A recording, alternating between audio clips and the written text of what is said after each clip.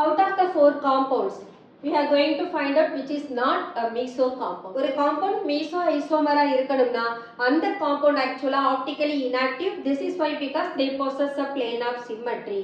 Plane of symmetry ல பார்த்தோம்னா one half of the compound that becomes the mirror image of the other half. Because of this plane of symmetry, the compound it becomes optically inactive due to its internal compensation. A, it has the plane of symmetry. When we consider B, this is the trans isomer and it does not possess the plane of symmetry. So this isomer is not a meso isomer. This is hydrogen upward position ல இருக்கு. OH group பார்த்தோம்னா downward position ல இருக்கு.